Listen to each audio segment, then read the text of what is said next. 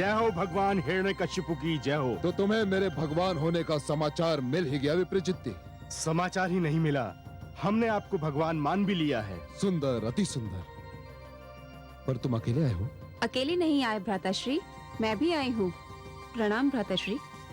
सिंगिका मेरी बहन, कैसी हो? आओ। कहाँ थी तुम सिंगिका? जानती हो, आजकल मैं स्वयं को बिल्कुल अकेला पा रहा हूं। मेरे जीवित रहते हुए यदि मेरा वीरन स्वयं को अकेला पाए तो धिक्कार है मुझे। कहाँ थी तुम इतने दिन? तुम्हें देखे हुए कितना लंबा समय बीत गया। मैं तप कर रही थी भ्राताश्री, बहुत कठोर और लंबी तपस्या। तपस्या? किसकी तपस्या कर रही थी तुम? अग्निदेव की तपस्या भ्राताश्री, और उन्होंने मुझे प्रसन्न होकर वरदान भी दे दिया है। सुंदर, अति सुंदर। क्या वरदान मिला तुम्हें? अग्निदेव ने मुझे वरदान दिया है कि अब आग मुझे जला नहीं सकती। मैं अग्नि पर चल सकती हूँ, उसमें रह सकती हूँ, मुझ पर कोई प्रभाव नहीं होगा। अत्यंत सुंदर मेरी बहना, अत्यंत सुंदर।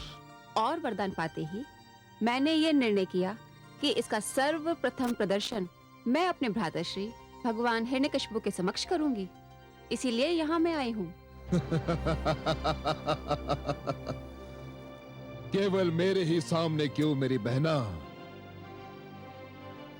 इस चमत्कार को, इस अद्भुत वरदान को तो सारे सामंतों को देखना चाहिए और जानना चाहिए कि केवल भगवान हिरण्यकशिपु ही नहीं, उसकी बहन भी महान है, शक्तिशालिनी है।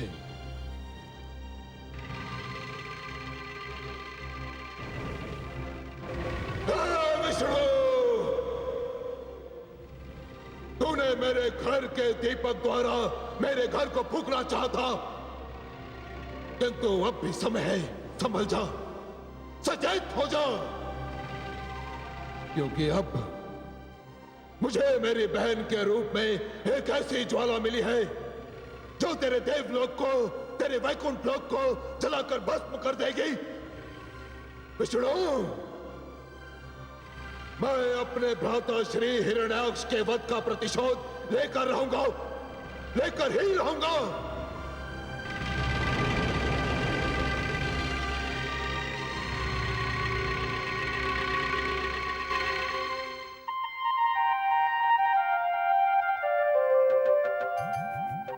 आप मुस्कुरा रहे हैं कमल नयन? हिरण्यकशिपु की दुष्टता तो अब और भी बढ़ जाएगी।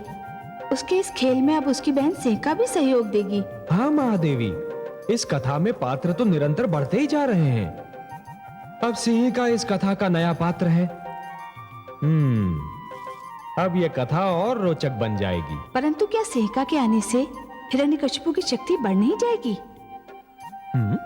हो सकता है, पर शक्ति भ्रष्ट करती है महादेवी, और सीमा से अधिक शक्ति तो सीमा से अधिक भ्रष्ट बना देती है। असत्य और अहंकार की शक्ति जितनी बढ़ती है, सर्वनाश उतना ही समीप आ जाता है। महादेवी, जिस प्रकार वृक्ष जितना ऊंचा होता जाता है, उसके गिरने की संभावनाएं भी उतनी ही बढ़ती जाती हैं। उसी प्रकार अहंकार जितना बढ़ता है, उसका अंत होना उतना ही निश्चित होता जाता है। सिंहिका को विश्व याद करेगा, अवश्य याद करेगा, पर वो इसलिए नहीं कि वो शक्तिशालिनी है, वरन इसलिए कि वो हिरण्यकशिपु को उसके पतन के समीप ले गई। बहुत दिन हो गए थे आपको देखे हुए। प्रणाम कामरूप नरेश। प्रणाम भाविश्री। ये मैं क्या सुन रही हूँ? बहन सिंहिका, आप अग्नि में प्रवेश करेंगी और अग्नि का आप पर कोई प्रभाव न होगा? विश्वास नहीं होता। हाथ कंगन को आरसी क्या भाभिश्री, आप स्वयं देख लीजिएगा। आप आएंगी ना? ऐसा अद्भुत चमत्कार देखने वही नहीं आएगा जो अभागा होगा। मैं अवश्य आऊंगी। मुझे तो अभी से संध्या की प्रतीक्षा है।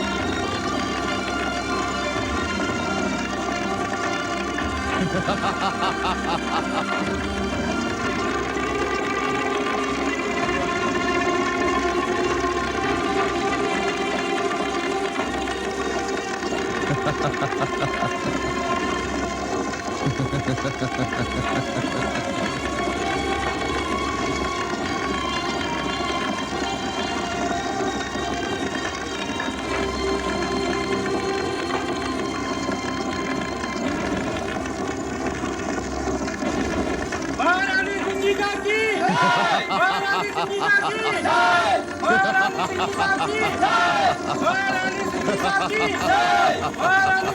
की जय! महारानी सिंगिका की जय! महारानी सिंगिका की जय! महारानी सिंगिका की जय!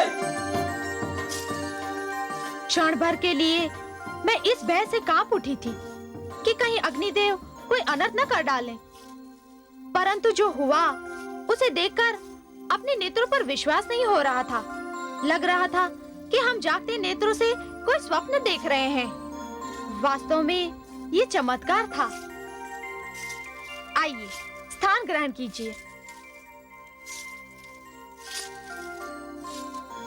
भाभी श्री, अग्निदेव ने ये अभय वरदान देते हुए मुझे विश्वास दिलाया था कि मैं कहीं भी और कभी भी अपनी रक्षा के लिए इस शक्ति का प्रयोग कर सकती हूँ।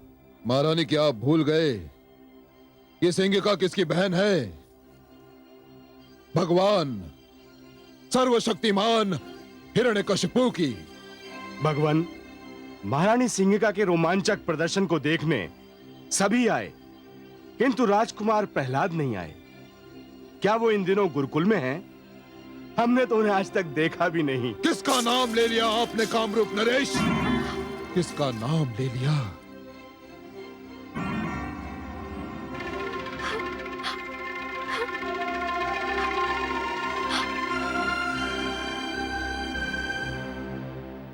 भ्राताश्री, आप ऐसा क्यों कह रहे हैं?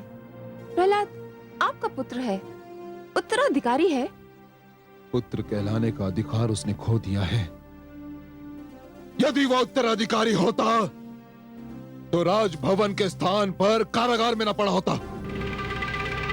कारागार में? विद्रोहियों को और कहां रखा जा सकता है कामरूप नरेश? वो मेरा पुत्र था, किंतु अब नहीं रहा। अब वो केवल मेरा अपराधी है, विरोधी है, विद्रोही है, पापी है। मैं कुछ समझी नहीं भ्राताश्री, क्या बात है?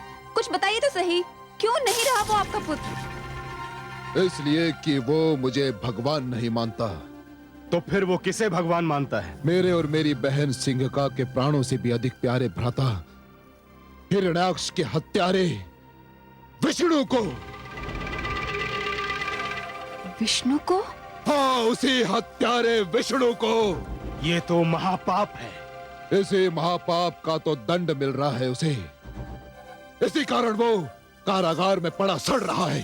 किंतु भैया, यदि वो विष्णु का नाम लेवा है, उसका भक्त है, तब तो हमारे कुल में वो विष्णु का प्रतिनिधि हुआ ना। उसका तो वध कर देना चाहिए। यही करना चाहता था मैं, यही करना चाहता था। मेरे सामंतों ने उसके शरीर पर कटारों की वर्षा कर दी। मुझे विश्वास था कि उसका तन शत विक्षत होकर बिखर जाएगा, किंतु ऐसा ना हुआ।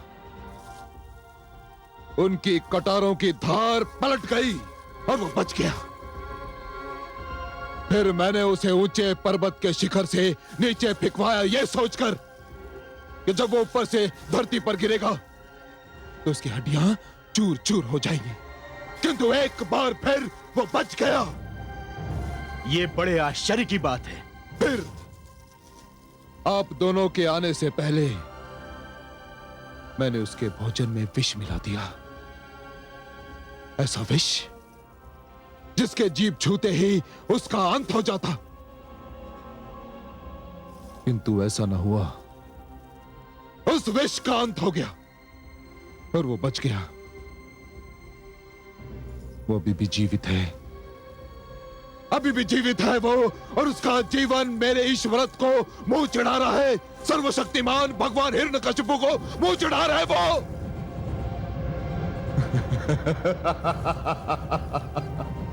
किंतु कब तक बचेगा वो मेरे प्रकोप से?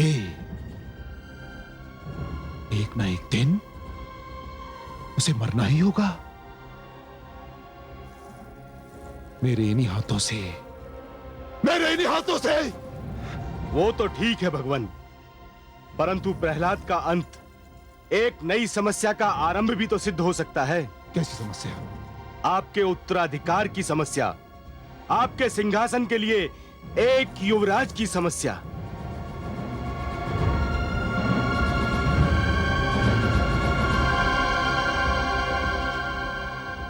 ऐसा नहीं होगा स्वामी, ऐसा कदापि नहीं होगा। युवराज और इस सिंहासन के उत्तराधिकारी की समस्या का समाधान है मेरे पास। तुम्हारे पास? मेरी समस्या का समाधान तुम्हारे पास है? क्या है वो समाधान? समाधान बहुत सरल है भ्राताश्री। इस कुल की मर्यादा के लिए, इस वंश के गौरव के लिए मैं अपने प्राणों से प्रिय भाई को उसके दिए हुए वचन से मुक्त कर दूंगी। नहीं, नहीं, कदापि नहीं। यह असंभव है। मैं अपने दिए हुए वचन से विमुख नहीं हो सकता। क्या कहेगा संसार? क्या कहेगा इतिहास कि सर्वशक्तिमान भगवान हिरण्यकशिपु ने अपने स्वार्थ के लिए अपनी बहन को दिया हुआ वचन तोड़ दिया? कदापि नहीं। हे कमल नयन, किस वचन की बात कर रहे हैं ये दुष्ट भाई बहन? महादेवी, अब कथा एक नया मोड़ लेने वाली है। विधाता भी अद्भुत कथाकार हैं। जैसे जैसे कथा आगे बढ़ रही है, वो पात्रों की संख्या बढ़ाते जा रहे हैं। आपके पुत्र की महानता की कथा में अब नए पात्र प्रवेश कर रहे हैं। पर ये नए पात्र हैं कौन? ये तो आप सिंहिका और हिरण्यकशिपु के मुख से सुनेंगी, तभी आनंद आएगा। मैं तो बस इतना जानता हूं कि ये नए पात्र आपके पुत्र प्रहलाद की महत्ता और बढ़ा देंगे। हिरण्यकशिपु अपने जिस पुत्र को अपने मार्ग से हटाना चाह रहा है, वही पुत्र उसके लिए और भी अनिवार्य और महत्वपूर्ण होता जा रहा है। तनिक सुनिए तो उनका वार्तालाप। भगवान हिरण्यकशिपु, कोई नहीं कहेगा कि आप अपने वचन से विमुख हो गए। कोई यह भी नहीं कहेगा कि आपने अपना वचन तोड़ दिया, क्योंकि कोई नहीं जानता कि वो वचन क्या था। हाँ भ्राताश्री, ठीक कह रहे हैं कामरूप नरेश। ये भेद केवल हम चार जानते हैं। मैं, मेरे स्वामी, आप और भाभी श्री महारानी कयाधु, कि प्रहलाद आपकी पहली संतान नहीं है। भाभी श्री कयाधु ने पहले एक पुत्र आह्लाद को जन्म दिया था, जिसे आप लोगों ने मेरे गोद में केवल इसलिए डाल दिया था क्योंकि मैं पुत्रहीन थी, अपने स्वामी को उत्तराधिकारी नहीं दे सकती थी। इतना महान उपकार केवल आप ही कर सकते थे भगवान। आपने हमें अपना पुत्र भी दिया और ये वचन भी कि संसार कभी नहीं जान पाएगा कि आह्लाद हमारा नहीं, आपका पुत्र है। मैं तो इसमें भविष्य की महानता को भी मानती हूँ। कौन स्त्री हंस के अपनी कोख से जन्मे हुए पुत्र को किसी दूसरी स्त्री को देगी? और मुझे पुत्र देकर भावेशी ने कभी उसका नाम भी अपने मुख से न लिया। इसलिए मैंने सारी आशाएं प्रहलाद पर लगा रखी थी, सारी आशाएं। यूं तो मुझे तीसरा पुत्र प्रहलाद भी मिला, किंतु वो जन्म से ही रोगी है। बड़े बड़े वैद्यों ने हार मान ली, किंतु उसके रोग का उपचार न मिला। अब सारा जीवन उसे रोग शैया पर बिताना पड़ेगा। मैं जानती हूं, इसीलिए तो आपको इस वचन से मुक्त कर रही हूं भ्राताश्री। अब आह्लाद कामरूप नरेश भी बनेगा और असुरलोक नरेश भी। मैं तो आह्लाद को तुरंत यहां बुलाना चाहती हूं। किंतु सबसे जटिल समस्या का समाधान क्या होगा? मैं इस दुष्ट प्रहलाद का क्या करूं? क्या करूं? उसे सही मार्ग पर लाने का एक प्रयास मैं भी करना चाहती हूँ। मैं उसे मिलना चाहती हूँ भ्राताश्री। मैं उसे बताऊंगी कि वो किन अंधेरों में भटक रहा है। मैं उससे कारागार में मिलूंगी, अभी इसी समय। क्या मुझे अनुमति है? तुम्हें अनुमति की आवश्यकता नहीं है बहन। तुम अभी और इसी समय उस दुष्ट से मिल सकती हो। जाओ।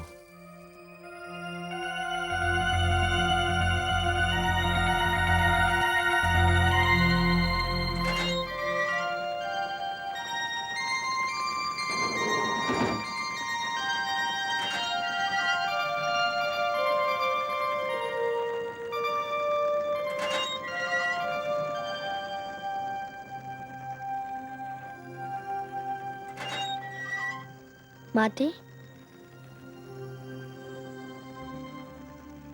मैं तुम्हारी माता नहीं पुत्र, तुम्हारी बुआ हूँ। तुम्हारे पिताश्री की बहन सिंगिका। बुआश्री प्रणाम। यशस्वी भव पुत्र। आज तो जिसको देखो आप ही का नाम ले रहा था।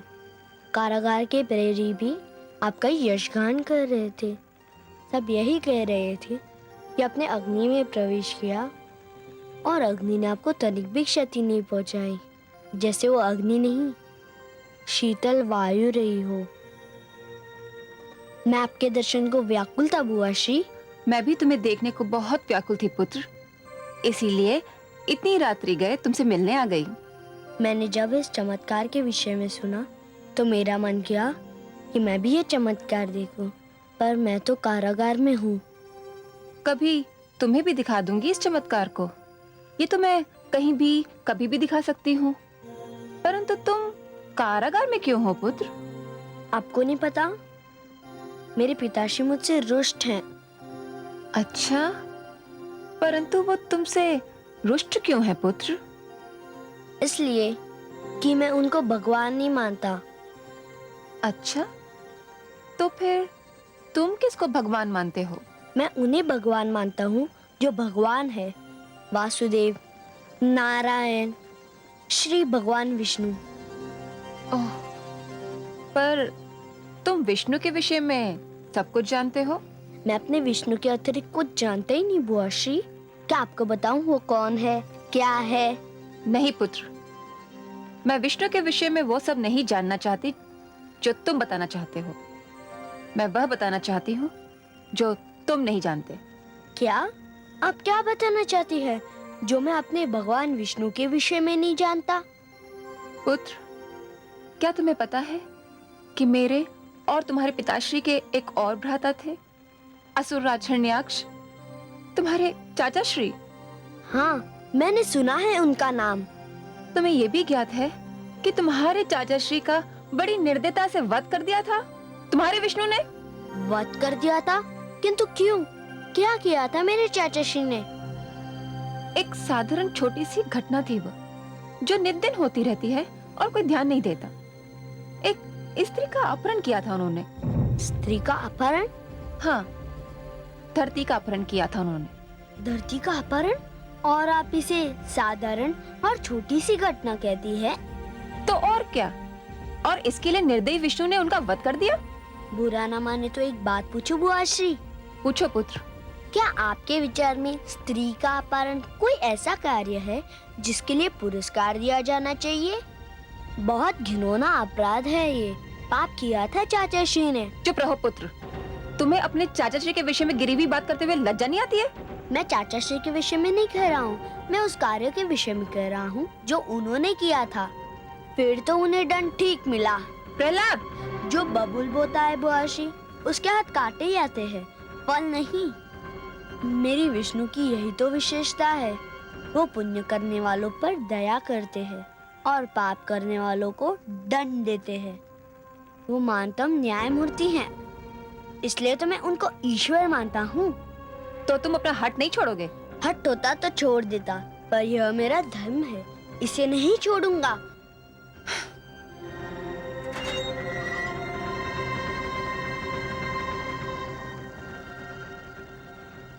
पुत्र, क्या तुम जानते हो कि तुम्हारा एक और भाई भी है?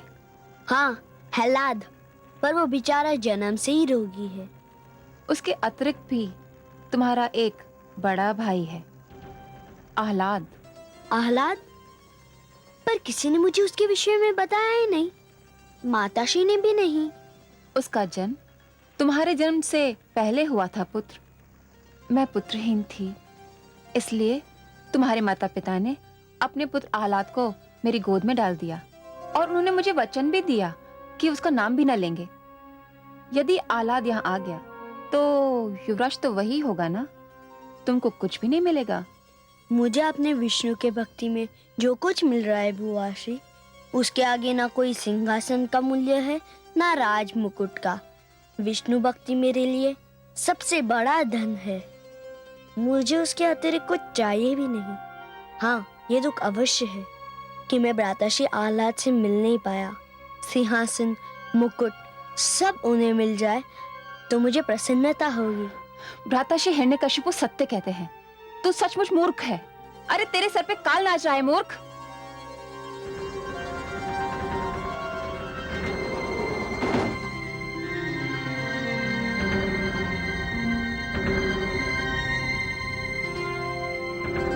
ओम नमो भगवते वासुदेवाय। देखा कमल नयन, मेरे पुत्र का अडिग विश्वास। देखा महादेवी, भली भांति देखा। आपके पुत्र के इसी अडिग विश्वास ने तो उसकी कोमल काया में सृष्टि की सारी शक्ति भर दी है। मैं तो ये सोचकर प्रसन्न हूँ कमल नयन कि मेरे पुत्र ने जीवन का ये भेद जान लिया है कि जिसके पास आत्मविश्वास की शक्ति है उसे कोई रोक नहीं सकता, उसे कोई झुका नहीं सकता। मुझे गर्व है अपने पुत्र पर। मुझे भी गर्व हो रहा है आपके पुत्र पर देवी। वो समस्त संसार को सिर उठाकर चलने और सिर उठाकर जीने का संदेश दे रहा है। संसार को उससे सीख लेनी चाहिए। हाँ कमल नयन, मेरा पुत्र सारे संसार को ये बता रहा है कि सबसे महान जीवन वही है जिसकी नींव ईश्वर पर उसके विश्वास और प्रेम पर रखी गई हो। जब आप ये सब जानती हैं, तो कभी-कभी अपने पुत्र को परीक्षा देते देख घबरा क्यों जाती हैं? वो मेरी विवशता है कमल नयन, ममता मुझे व्याकुल कर देती है। आप ही बताइए, क्या कोई माँ अपने पुत्र को दुख झेलते देख सकती है? मैं जानती हूँ मैं देवी हूँ, किंतु जब किसी माँ को तड़पते देखती हूँ तो मैं भी माँ बन जाती हूँ। तभी तो सारा संसार आपको माता कहकर पुकारता है। आप ममता का भंडार हैं महादेवी।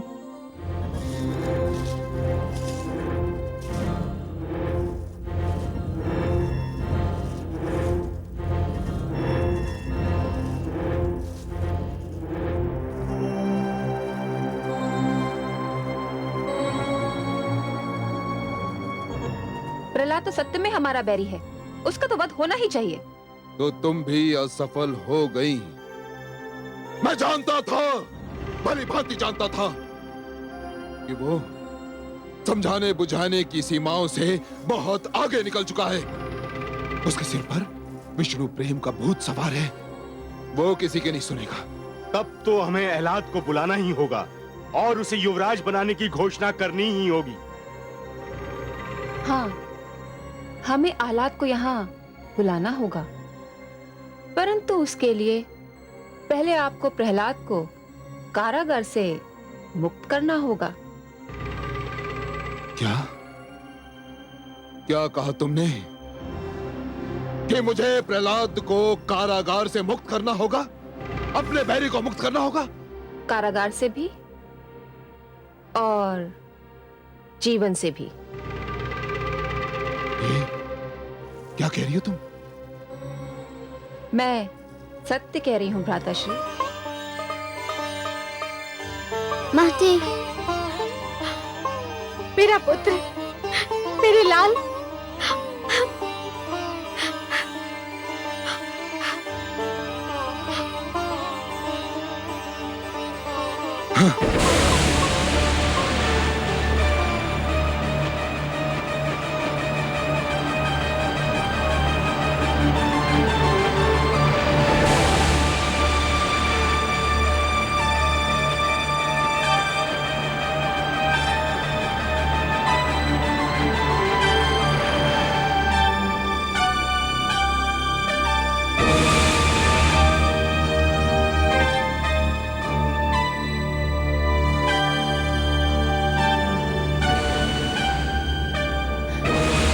दूर रहे मुझसे दुष्ट। ये आप क्या कह रही है माताश्री? मेरे प्रिय अनुज प्रहलाद ने तो मुझे जीवन दान दिया है। मैं तो केवल आपको अपने जीवित रहने का समाचार भिजवा रहा था, पर अनुज प्रहलाद ने अनुरोध किया कि मैं स्वयं चलूं और एक माता अपने पुत्र को जीवित देख ले। आप इसे झिड़क रही हैं? ये तो पुरस्कार का अधिकारी है। आपने मेरे अनुज को कुछ भी कहा तो मुझे बहुत दुख होगा माताश्री, बहुत दुख होगा।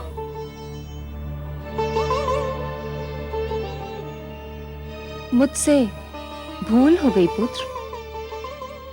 तुमने वास्तव में पुरस्कार योग्य कार्य किया है। तुम जो भी मुझसे मांगना चाहो मांग लो। भ्राताश्री को जीवन मिल गया, मेरे लिए यही सबसे बड़ा पुरस्कार है। यह कैसे संभव है पुत्र? मेरे पुत्र आलाद ने मुझसे कहा है तो मुझे तुम्हें कोई ना कोई पुरस्कार तो देना ही होगा ना। तुम स्वयं अपनी इच्छा से कुछ मांग लो तो मुझे भी हर्ष होगा और आलाद को भी प्रसन्नता होगी। अब संकोच न करो पुत्र, जो जी में आए वो मुझसे मांग लो। यदि आपकी यही इच्छा है तो मुझे अपना वह चमत्कार दिखा दीजिए जिसके चारों ओर चर्चा है। अग्निदेव ने आपको जो वरदान दिया है, मैं अपनी आंखों से उसका प्रदर्शन देखना चाहता हूँ। कितनी सुंदर बातें करते हो तुम पुत्र। तुम वास्तव में बहुत ही भले और भोले बालक हो। तुम मुझसे कुछ भी मांग सकते थे, परंतु तुम्हारे मन में किसी भी वस्तु का लोभ नहीं। कितनी सुंदर इच्छा व्यक्त की है तुमने। मुझे बहुत प्रसन्नता हुई पुत्र। मैं अवश्य ही तुम्हें अपने वरदान का प्रदर्शन दिखाऊंगी। कब? मैं बहुत व्याकुल हूँ देखने के लिए। पुत्र, मदनोत्सव सिर पर खड़ा है। उस दिन सारे असुरलोक में हर्षोल्लास होता है।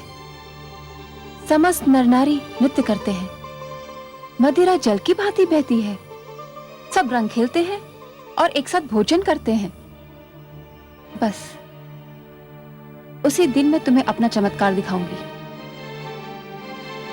मैं तुम्हें उस दिन एक और चमत्कार भी दिखाऊंगी। क्या बुआ श्री? उस दिन एक ऐसा अनुपम दृश्य दिखाई देगा जिसे संसार कभी भुला ना पाएगा। उस दिन का वही विशेष आकर्षण भी होगा। मदनोत्सव की रात्रि मैं तुम्हें साथ लेकर अग्नि में प्रवेश करूंगी।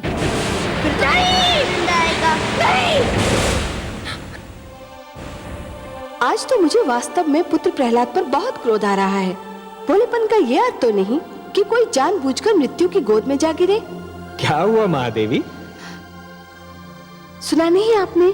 दुष्ट सिंहिका पुत्र प्रहलाद को गोद में लेकर अग्नि में प्रवेश करना चाहती है और पुत्र प्रहलाद ये समझ रहा है कि ये खेल होगा। या वास्तव में सिंहिका उसे कोई चमत्कार दिखाना चाहती है? महादेवी, जिसके मन में खोट नहीं होती वो स्वयं को भी सच्चा समझता है और दूसरों को भी। पर ये तो भूल है कमल नयन, और मुझे भय है कि पुत्र प्रहलाद भी यही भूल कर रहा है। नहीं महादेवी, भूल प्रहलाद नहीं कर रहा है, भूल तो सिंहिका कर रही है। उसे इस बात का विस्मरण हो गया है कि वो एक भूल कर चुकी है, और जिसे अपनी भूल का विस्मरण होता है उसे उसका दंड अवश्य मिलता है। इतिहास रचा ही इसलिए जाता है महादेवी कि आने वाली पीढ़ियां ये देख सकें कि उनके पहले की पीढ़ियों ने क्या भूल की, और वो उस भूल को ना दोहराएं।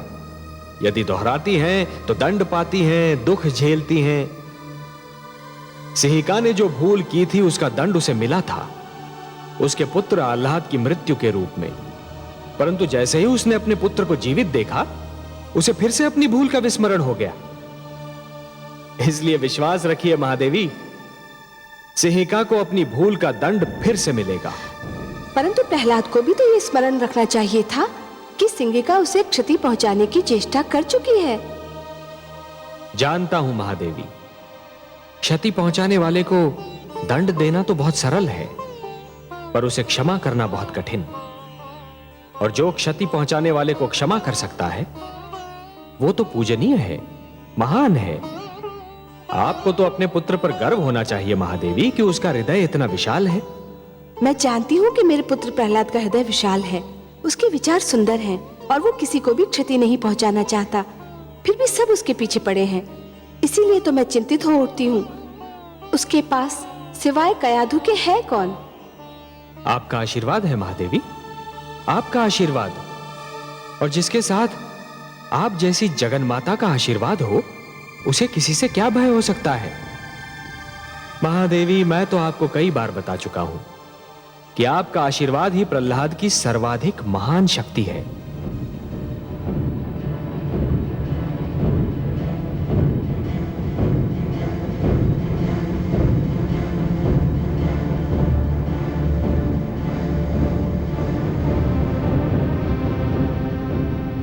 असुर लोक वासियों सावधान, सुनो सुनो, ध्यान से सुनो।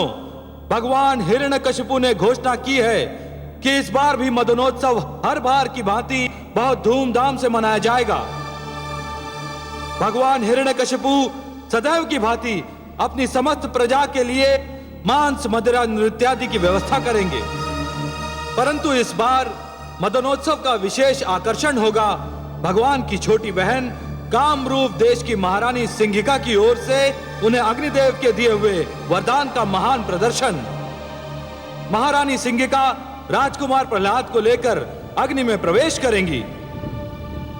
सारे असुर समुदाय का इस उत्सव में स्वागत है। आहा, ये तो चमत्कार होगा। इस बार मदनोत्सव का आनंद ही कुछ और होगा।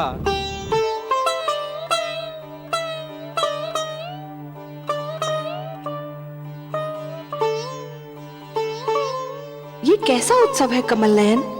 मांस, मदिरा, हुड़दंग, क्या इसे उत्सव कहते हैं? नहीं महादेवी, इसे उत्सव नहीं, आप असुर संस्कृति के असभ्य प्रदर्शन का नाम दीजिए।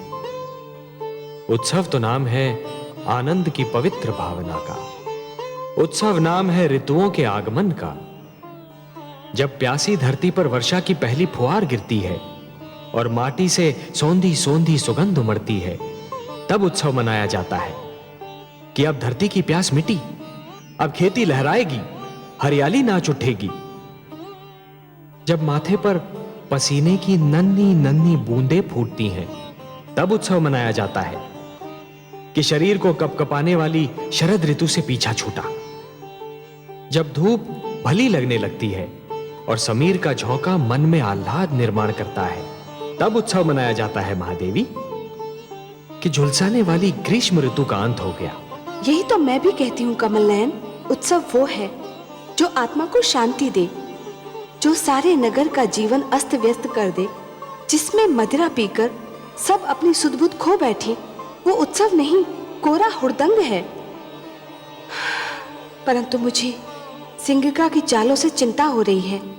वो मेरे पुत्र को लेकर अग्नि में प्रवेश करना चाहती है। मैं जानती हूँ कि उसके मन में क्या है। परंतु आपके पुत्र के चेहरे पर तो कोई चिंता दिखाई नहीं पड़ती। उसने तो अपनी सारी चिंताएं आप पर छोड़ दी हैं। तो आप भी अपनी सारी चिंताएं मुझ पर छोड़ दीजिए ना महादेवी।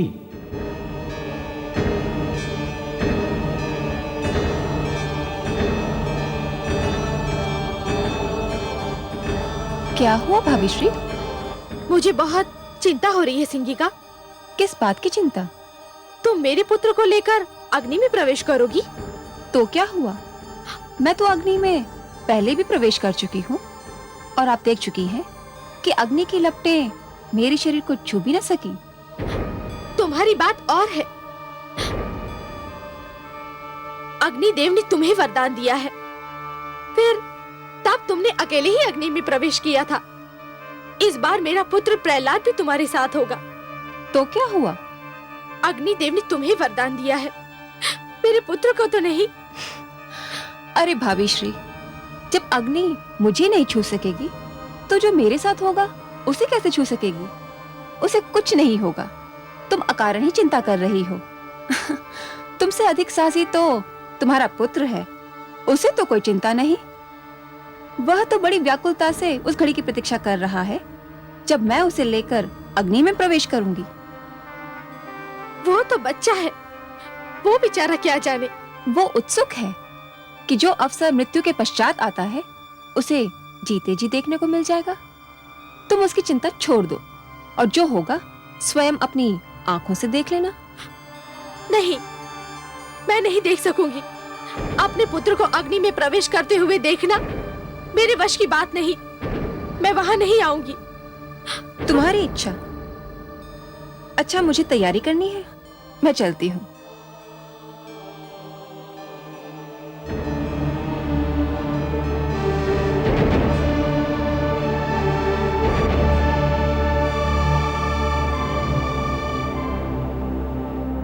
माताश्री तुम्हें लेकर अग्नि में प्रवेश करने वाली है। मैं तो एक एक पल गिन रहा हूँ। शीघ्र आए वो घड़ी जब मैं वो चमत्कार देख सकूं। यदि तुम्हें कुछ हो गया तो? बुआ कहती है मुझे कुछ नहीं होगा, मैं उनकी रक्षा में रहूंगा। और तुम्हें विश्वास है कि ऐसा ही होगा? हाँ, अग्निदेव का वरदान है उन्हें। पर तुम्हें तो नहीं है। तुम्हें कोई चिंता नहीं? मैं तो इतना जानता हूँ कि वही होगा जो मेरे विष्णु की इच्छा है, फिर मैं चिंता क्यों करूं? इतना विश्वास है तुम्हें अपने विष्णु पर? इससे भी अधिक। क्या उन्होंने तुम्हें कोई शक्ति प्रदान की है? उन पर अटूट विश्वास ही तो मेरी शक्ति है। जो भी तुम्हारे विष्णु पर अटूट विश्वास रखेगा, क्या उसे शक्ति प्राप्त होगी? अवश्य भ्रातश्री, संसार में तो सारा खेल विश्वास ही का है। विश्वास ही तो शक्ति देता है। मुझे भी दे सकता है? हाँ हाँ, तुम्हें भी दे सकता है। यदि ऐसा है तो मुझे भी अपने विष्णु पर विश्वास करना सिखाओ।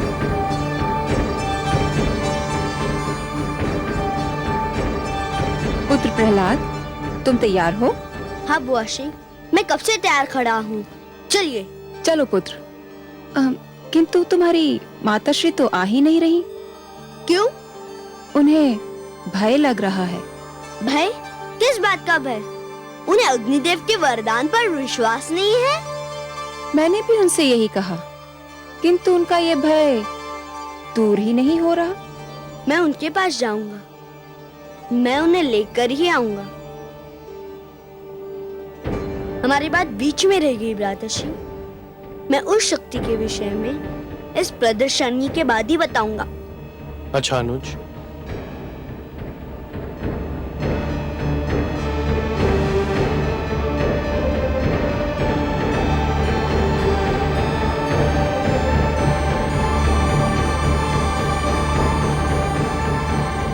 इस प्रदर्शनी के पश्चात तुम्हें किसी से कुछ भी कहने का अवसर नहीं मिलेगा।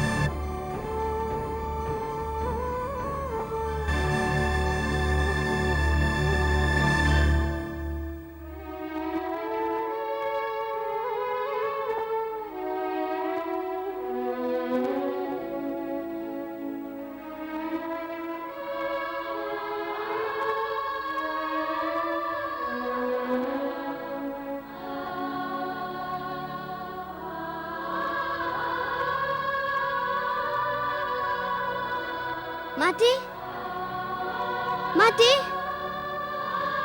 माते। पुत्र, बुआशी कह रही थी कि तुम प्रदर्शनी में नहीं आओगी।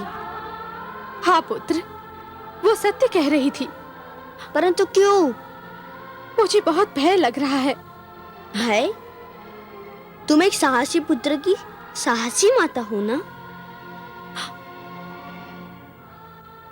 केवल माता हो पुत्र, और कौन माता अपने पुत्र को आग की लपटों में घिरा देखेगी? और तू भी तो मूर्ख है। तेरी जिस बुआ ने तुझे सर्पकुंड भेजकर मरवाना चाहा था, उस पर फिर विश्वास कर लिया तूने? मुझे बुआशी पर नहीं, अपने वासुदेव पर विश्वास है। आप क्यों नहीं मेरे विष्णु पर विश्वास करती? करती हूँ पुत्र, करना चाहती हूँ। मैं ये भी जानती हूँ कि तुम्हारे जीवन पर अब तक जितने प्रहार हुए, उन सब से तुम बच निकले। परंतु पुत्र, तुम्हारे विरोधी बहुत ही शक्तिशाली हैं। मेरे विष्णु उनसे अधिक शक्तिशाली हैं। वह सदैव मेरी रक्षा करेंगे। पुत्र, ममता की भावना को तुम नहीं समझ सकते। सब कुछ समझते हुए भी मेरी ममता के पांव डगमगा जाते हैं। यह भय पीछा नहीं छोड़ता कि यदि इस बार तुम न बच पाए तो क्या होगा। मैं क्या करूंगी पुत्र? जब ये ध्यान आता है तो मेरी शक्ति टूट जाती है। मैं क्या करूं पुत्र? कहां से लाऊं मैं तुम्हारे जैसी शक्ति? जैसा अटूट विश्वास है मुझे अपने विष्णु पर, वैसा ही अटूट विश्वास आप भी जगा लीजिए। मेरी जैसी शक्ति आपको मिल जाएगी। अब बताइए, आप आएंगे ना चमत्कार देखने? पुत्र, आपको मेरी सौगंध, आपको आना ही पड़ेगा। पुत्र, पुत्र,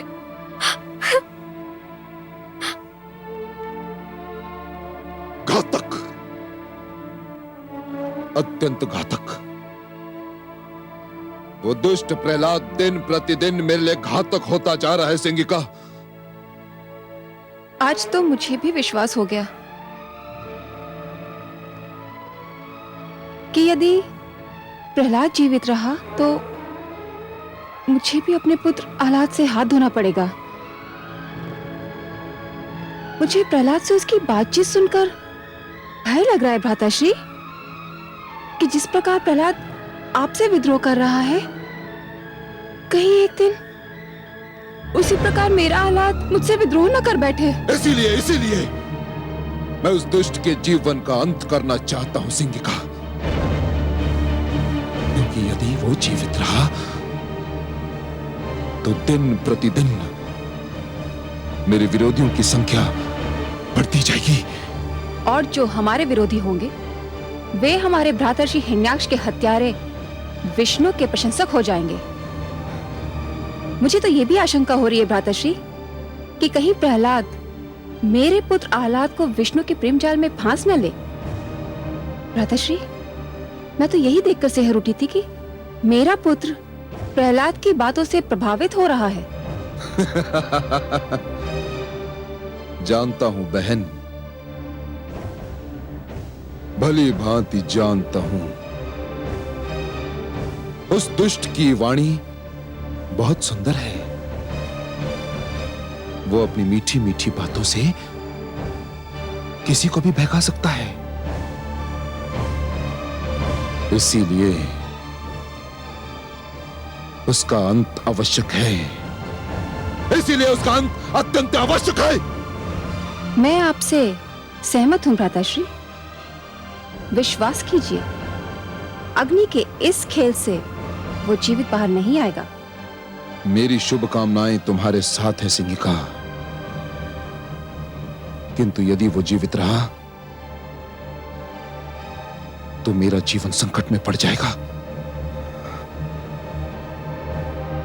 ऐसा नहीं होगा भ्राताश्री, मैं ऐसा होने नहीं दूंगी।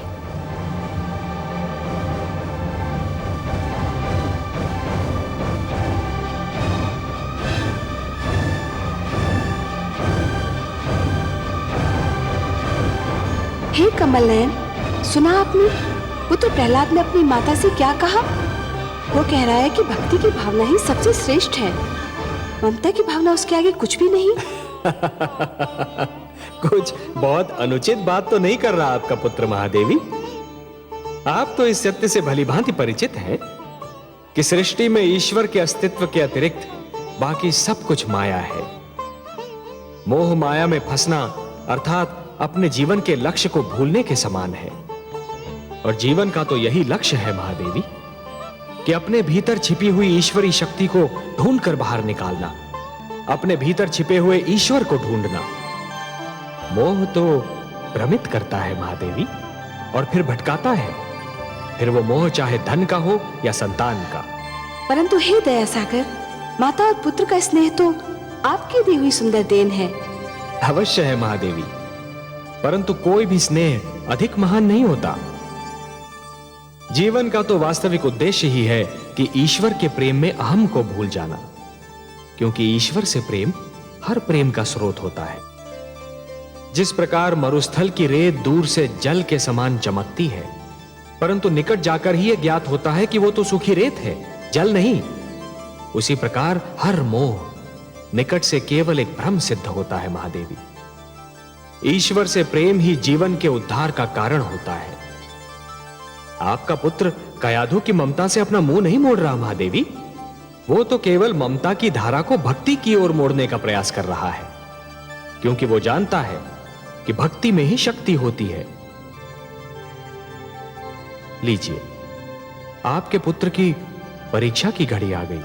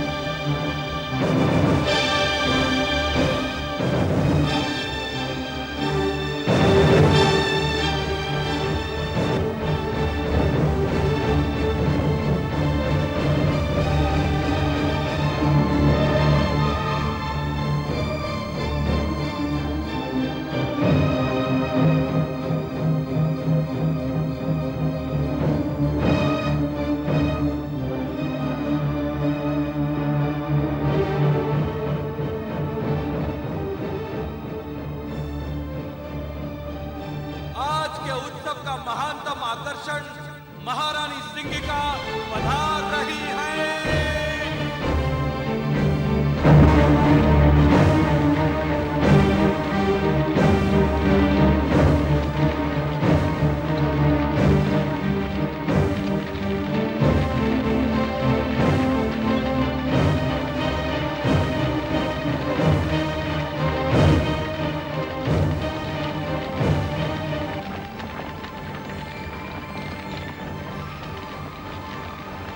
प्रणाम भ्राताश्री।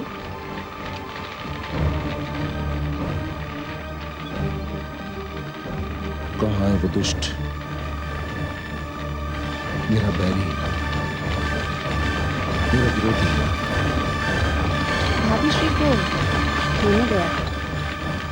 वह इस उत्सव में आना ही नहीं चाहती थी, परंतु प्रहलाद चाहता है कि उसकी माता भी इस अनुपम दृश्य को देखे। अभी उन्हें लेकर आता ही होगा। सिंगिका, उसकी मृत्यु अत्यंत आवश्यक है, अत्यंत आवश्यक। इस बार वो बचना नहीं चाहिए। नहीं बचेगा भ्राताश्री। आज आप अग्नि की लपटों का अद्भुत खेल देखेंगे। वही अग्नि जो मेरे शरीर को छू भी ना पाएगी। देखते ही देखते उसकी लपलपाती जीभ प्रहलाद के शरीर को चाट जाएगी। कुछ ही पलों में उसकी कोमल काया को वो राख में परिवर्तित कर देगी और वायु के झोंके उस राख को उड़ा ले जाएंगे।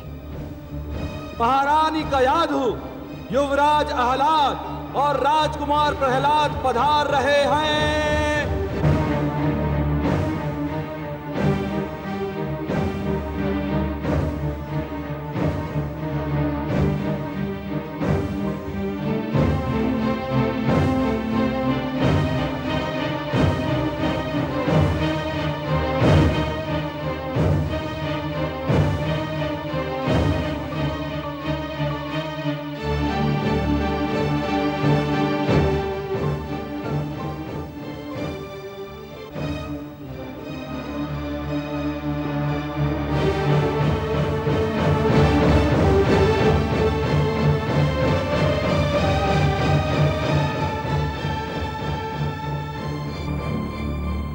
माते, मैं आपके चरण छूकर संसार के मातृत्व के चरण छू रहा हूँ। संसार की सारी माताएं पूज्य है। मुझे आशीर्वाद दीजिए माते। आयुष्मान भव पुत्र, आयुष्मान भव। चिरंजीवी भव पुत्र। चलो पुत्र।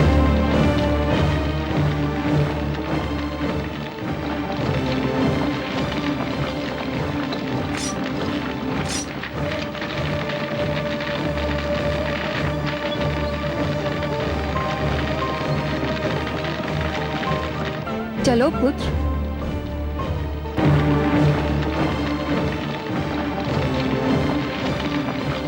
वो घड़ी आ ही गई पुत्र, जिसकी तुम बड़ी उत्सुकता से प्रतीक्षा कर रहे थे। मेरे भी जीवन की अनमोल घड़ी, तुम्हारे जीवन की अद्भुत घड़ी पुत्र।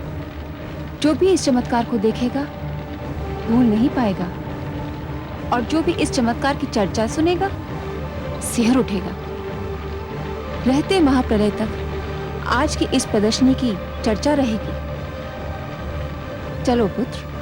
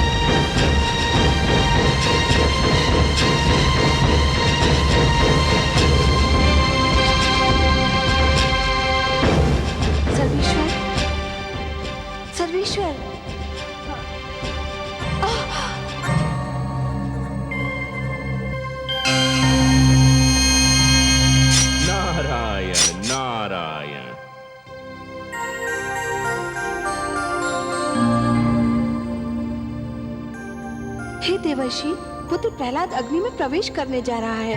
ये देखकर मैं आपके नारायण को सावधान करने गई तो वो स्वयं अग्नि में तप रहे हैं, मानो उनके शरीर से ज्वालाएं निकल रही हैं।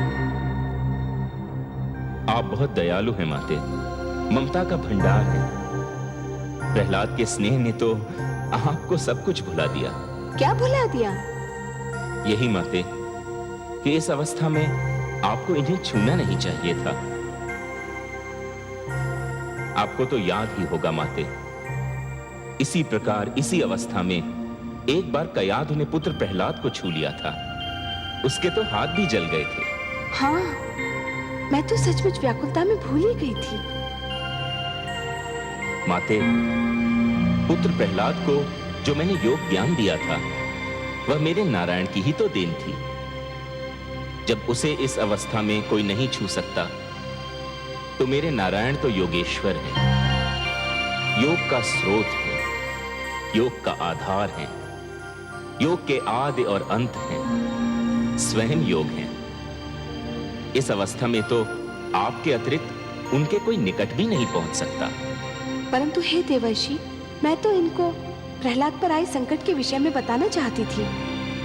वही समस्या लेकर तो मैं भी आया था माते, मैं भी यही बताना चाहता था। परंतु नारायण को इस अवस्था में देखकर लगता है कि मुझे मेरी समस्या का समाधान मिल गया, मुझे मेरे प्रश्न का उत्तर मिल गया माते। मेरी तो सारी शंकाएं मिट गईं। नारायण नारायण।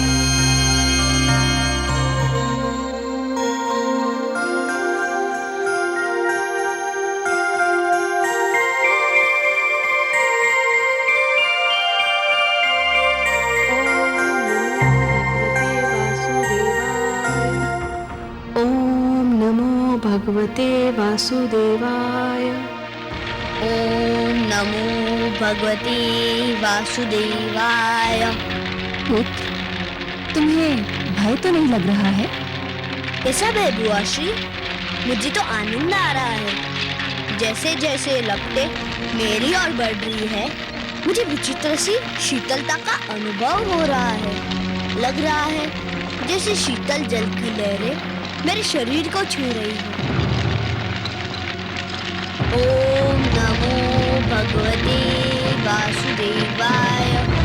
ओम नमो भगवते वासुदेवाय।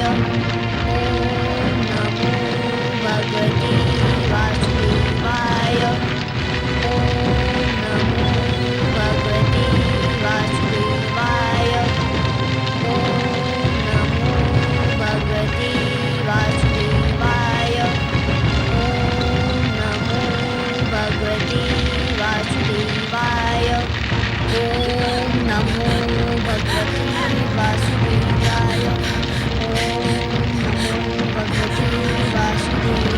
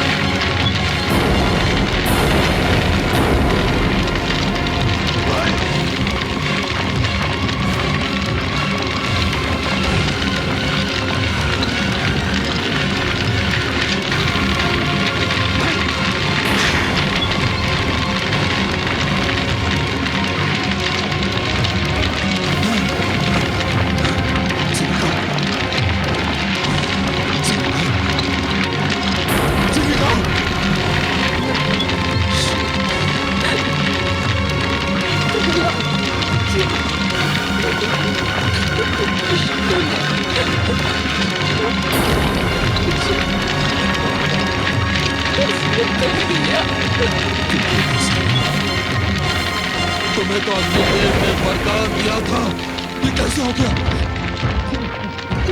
प्रहलाद की मायावी शक्तियों ने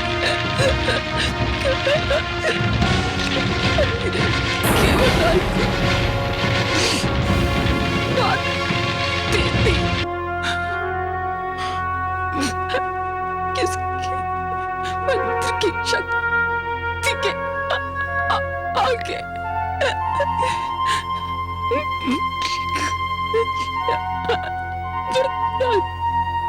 की शक्ति क्षीण हो गई।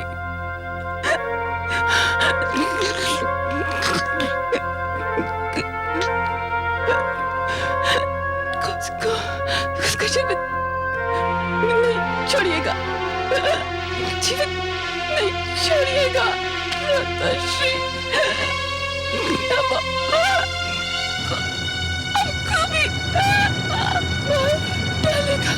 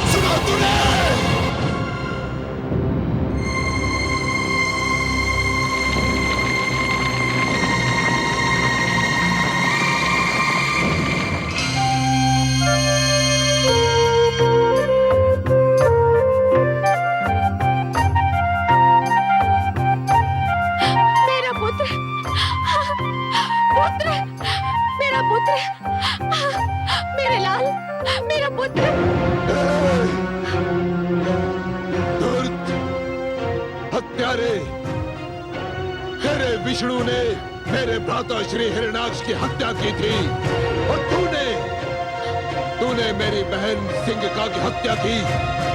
अब चाहे कुछ भी हो जाए, मैं तुझे जीवित नहीं छोड़ूंगा। चल। स्वामी मेरे पुत्र को छोड़ दीजिए स्वामी।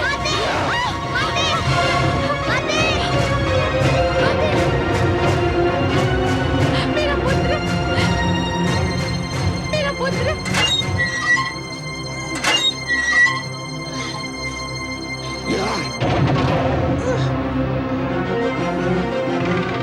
सेनापति, यदि इसे किसी ने भी भोजन अथवा जल दिया तो उसका वध कर दिया जाएगा। इसे कुछ नहीं मिलना चाहिए। सूर्य की किरण तक इसके समीप नहीं पहुंचनी चाहिए। ये अंधकार में ही जिएगा और अंधकार में ही अपना सिर पटक पटक कर अपने प्राण त्याग देगा।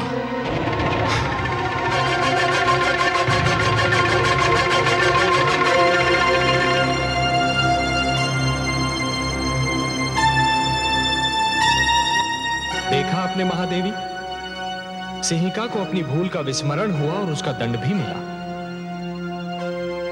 हे दया सागर, हे करुणा सिंधु, आपको कोटि कोटि धन्यवाद। आपने मेरे पुत्र की रक्षा की। महादेवी, अग्निदेव ने जो अग्नि प्रज्वलित की थी उसमें सोना भी था और कोयला भी। प्रहलाद सोना था जो तपकर कुंदन बन गया और सिंहिका कोयला थी सो जलकर राख हो गई। मैं वास्तव में बहुत प्रसन्न हूँ कि अग्निदेव ने सिंहिका को जलाकर भस्म कर दिया। केवल सिंहिका को नहीं महादेवी, सिंहिका के रूप में इस अग्नि ने पाप, खोट, असत्य और अहंकार को जलाकर भस्म कर दिया। इस अग्नि ने तो समस्त संसार के तन मन का सारा मैल जलाकर राख कर दिया।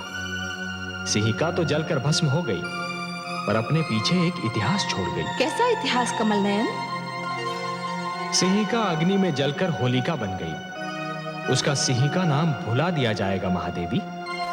इतिहास उसे होलिका कहकर पुकारेगा। एक नई परंपरा जन्म ले चुकी है महादेवी। वसंतोत्सव में होलिका को जलाकर पाप का अंत करने की एक परंपरा बन जाएगी। पाप की होली जलाई जाएगी और यह उत्सव मनाया जाएगा रंग खेलकर, गुलाल उड़ाकर। महादेवी, होलिका अब सदा के लिए असत्य की पराजय का एक प्रतीक बनकर रहेगी। परंतु हे सर्वेश्वर, आप देखिएगा, अब हिरण्यकशिपु अपना सारा क्रोध अग्निदेव पर उतारेगा। वो बल खा रहा है क्योंकि अग्निदेव ने सिंहिका को जो वरदान दिया था वो तो असफल हो गया। मुझे अब अग्निदेव से सहानुभूति हो रही है। महादेवी, जिस प्रकार अग्नि इस्पात को गला तो सकती है परंतु जला नहीं सकती, उसी प्रकार हिरण्यकशिपु देवताओं को आतंकित तो अवश्य कर सकता है, परंतु वो उन्हें मार नहीं सकता। इसीलिए तो मैंने मोहिनी रूप धारण करके देवताओं में अमृत बांटा था कि सारे देवतागण जन्म और मृत्यु के चक्र से बाहर निकल आए। महादेवी, सिंहिका ने तो अपनी करनी का फल पाया, उसे दंड मिला, परंतु अग्निदेव को भी इस प्रश्न का उत्तर अवश्य देना होगा कि सिंहिका के चरित्र को जानते हुए भी उन्होंने उसे इतना महान वरदान क्यों दे दिया। और अग्निदेव का वही उत्तर मनुष्य को कर्म का सही मार्ग दिखाएगा महादेवी।